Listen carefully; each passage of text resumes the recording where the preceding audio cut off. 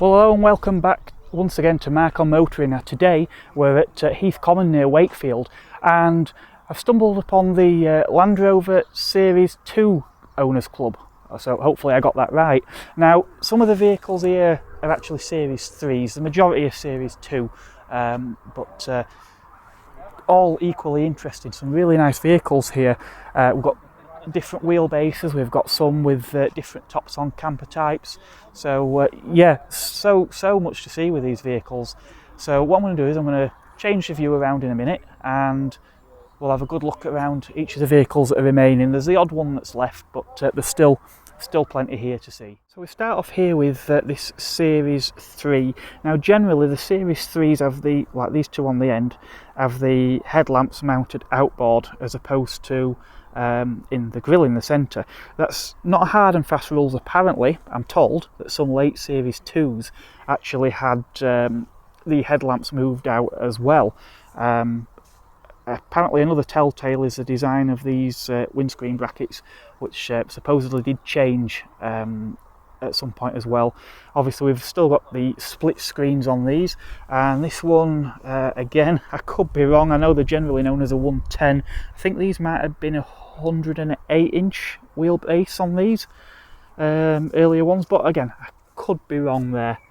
I was chatting with one of the owners earlier and we discussed this nice blue one here. So again, very much like the one next to it, we've actually got a TDI engine in this one as well. In fact, I think a few of these vehicles have got TDI engines. We've got the good old four-wheel drive with high and low range, so we've got about, well, we've actually got 4 levers in there to operate well, basically the normal gearbox. We've got 4-wheel drive high, 4-wheel drive low, so yeah, lots of levers to pull to engage all that. With these Series 3s, we see here we've got different design of indicator and side light lenses. Apparently these were the civilian type ones, and there were on some had military ones with small fins on. Later military vehicles had these ones on. Apparently the reason for that was standardisation. So some of the other vehicles in the military at the time used those lenses. So all the military Land Rovers had theirs replaced with this type to standardise the kit. So obviously when they were out on exercise, wherever they were, the kit was the same for all. So we've got this lovely Series 2, the paint's actually quite nice on this. Now as mentioned, the headlights are inboard with the grille on these, and this has actually had a headlight conversion. I'm told the original headlights are not particularly brilliant. You do suffer losing a bit of the arc of the light because of the these wheel arches that protrude, but apparently it is a worthwhile upgrade.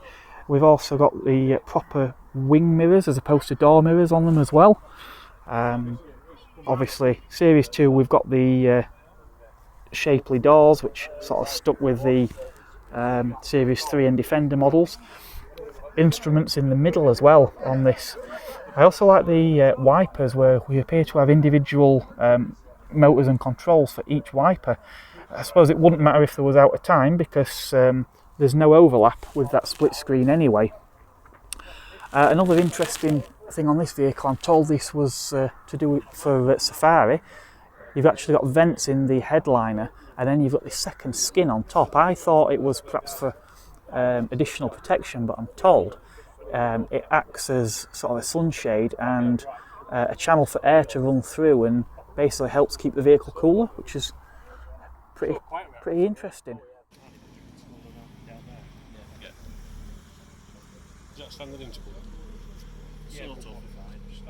This time we've got another short wheelbase, I believe 88-inch pickup this time. Again, Series 2, so we've got the centre mounted instruments and these rather interesting wipers. The obligatory tyre on the bonnet on this one. This one's got a little more patina, but again, some of these vehicles are used and abused, and so they should be. It's what they was always designed to do. Again, it's had the headlight conversion. Well, it's an interesting plate on here as well. Another Series 2, a longer wheelbase this time. We've got some interesting accessories as well on there. We've got the water carrier and a jerry can. And the top on this, I think this was actually built by a company called Carawagon. And the roof, I'm told, does pop up on this.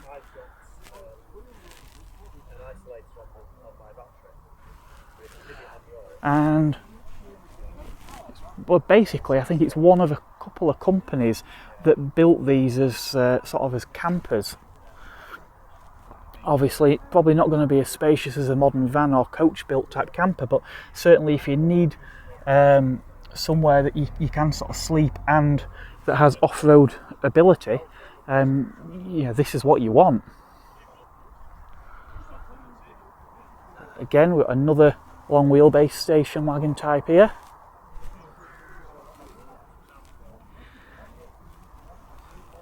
And again, we've got a few shades of paint that this vehicle's been over its life. A little bit different in here, so we've got the instruments behind the steering wheel, which you probably struggle to see through the reflection of the glass. And that smaller steering wheel, which I imagine has probably been retrofitted at a later date.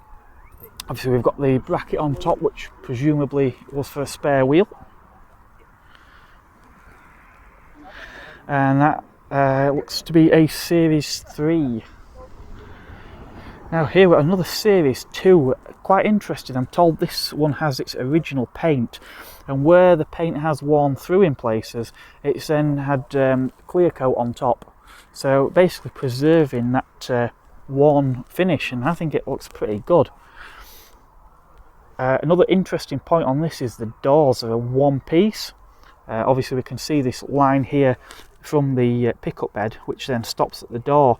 Whether it would have ever had a trim piece, I don't know, but if we look at this other vehicle behind us here, I believe these were originally designed as a two-piece door where the tops could be lifted off, or whether that was just Series 1s, I don't know, but that design carried over. But here we've actually got a one-piece design.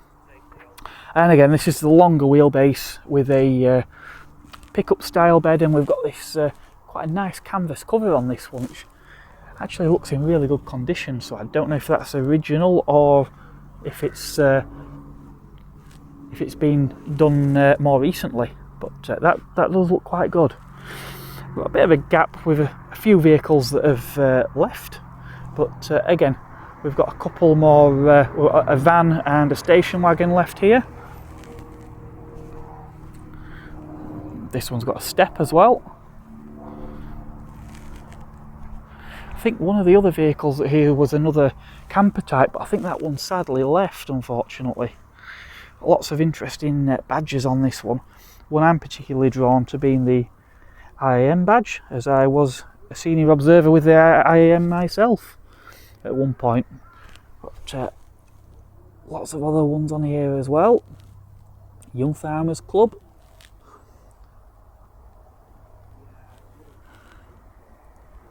Fascinating. It's almost as interesting looking at some of this stuff as the vehicle. Again, we've got some sort of headlamp conversion here, different to what we've seen on the other vehicles. I think the other one may have been LED. I don't know about that one. So again, that one looks to be a Series 3, and then we've got a Series 2 here at the end. I say, in addition to those headlamps being moved into the middle, I do like the design of that as well, with that sort of tri-spoke design in the lens. Yeah, so we've got the inboard headlamps, which was seen sort of almost to the end of Series 2, I believe, and those windscreen mounts that we talked about. So as you can see, the design on this one differs from the ones over on this Series 3. So again, we look to have that safari roof, I believe it is, like we saw on the other one earlier. So no centre seat on this one. It's I presume it probably had one. It's been removed in favour of this box with a cup holder, and we all know how useful those are, because my 1990s Megane Coupe doesn't have any cup holders, only ashtrays. And it's amazing how much we've come to rely on cup holders.